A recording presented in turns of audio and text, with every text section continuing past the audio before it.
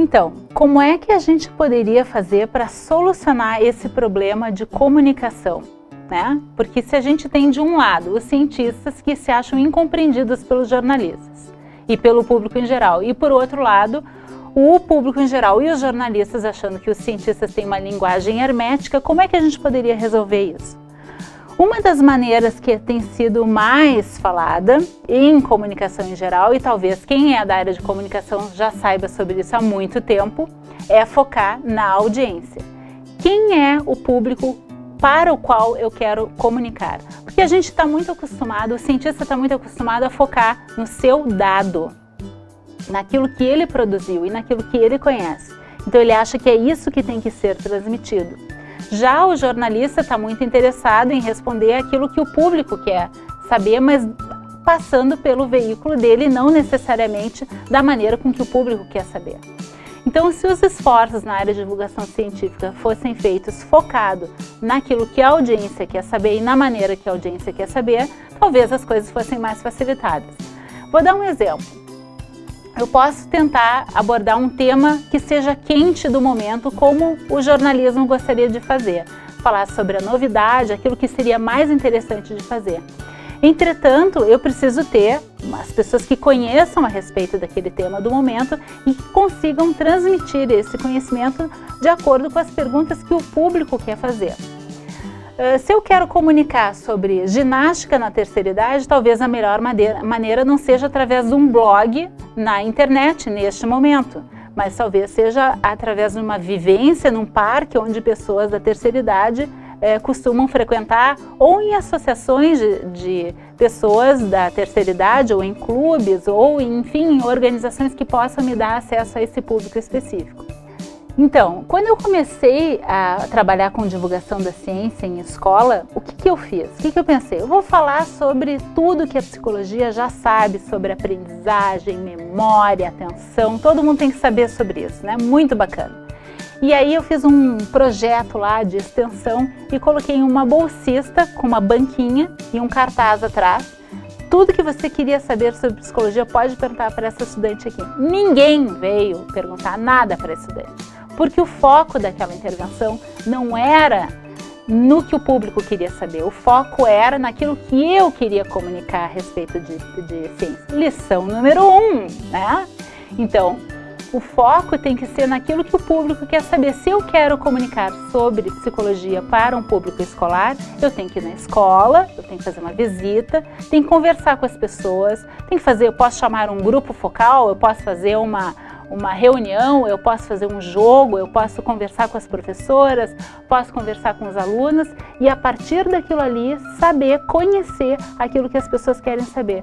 Tá cheio de psicólogo propondo treinamento para pais na escola, não sei o que, treinamento para a comunidade, como fazer isso, como fazer aquilo. Entretanto, as pessoas não vão. E muitas vezes pode parecer, porque as pessoas não têm interesse, ou porque as pessoas não têm disponibilidade, ou porque as pessoas não têm recursos, mas muitas vezes é porque essa abordagem não está focada no público para o qual aquele assunto tem interesse. Então, essa é a primeira dificuldade. A segunda dificuldade é adequar o discurso ao público. Então, se eu vou falar para crianças, eu não posso fazer uma banquinha e pedir que elas façam perguntas. Eu tenho que provavelmente utilizar um recurso lúdico que vai entreter essas crianças, vai colocar elas nesse contexto no qual elas podem, por exemplo, fazer perguntas. E uma outra fantasia que os cientistas têm é de que é necessário comunicar tudo. Vamos pensar, gente, quando a gente vai lá num museu, vamos supor num museu de ciências. Quando tu sai do museu de ciências, tu visitou toda a ciência? Não, né, tia? Tu não visitou toda a ciência, tu visitou uma parte da ciência, uma fatia da ciência que foi escolhida como uma demonstração dos princípios sobre os quais aquele museu está baseado. Ele é focado naquilo que o público pode experimentar a respeito daquela ciência, não é a totalidade da ciência. Eu não preciso comunicar tudo o que eu fiz ou o que eu pretendo fazer, eu preciso dar exemplos ou dar uma representação dos princípios que estão por trás daquela ciência que eu estou tentando comunicar. Então, eu já falei sobre adequar a mídia, né?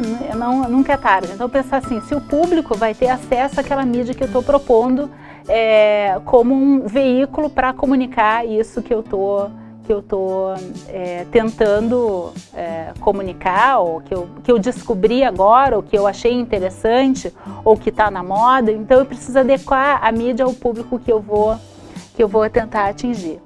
E, finalmente, focar no interesse, tentar motivar as pessoas através das coisas que interessam a ela no momento, que são socialmente valorizadas, que são socialmente importantes. A gente deu exemplo várias vezes ao longo do vídeo, né, sobre aquecimento global. Aquecimento global, por exemplo, é de interesse de todo mundo, mas se eu só falar sobre aquecimento global, talvez venha um momento que o público canse dessa temática. Então eu tenho que também ter um início e um fim e contar uma história quando eu fizer uma comunicação da ciência.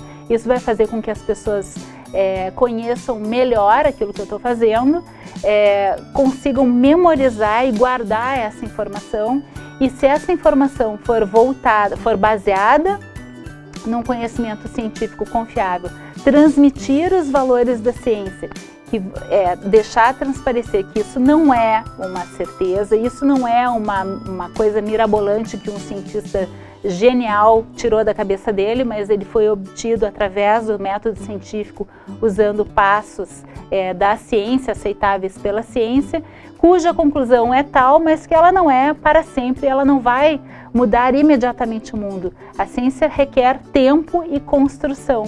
Então, acertar esse compasso entre esse tempo acelerado da novidade e o passo da ciência, que requer tempo para ter certezas que possam contribuir para novas tecnologias de serviços ou produtos, ou mesmo mudar a maneira com que a gente vive e se relaciona, requer um pouco de tempo. Então, a divulgação da ciência, eu acho que tem esse papel de ajustar esses dois tempos aí.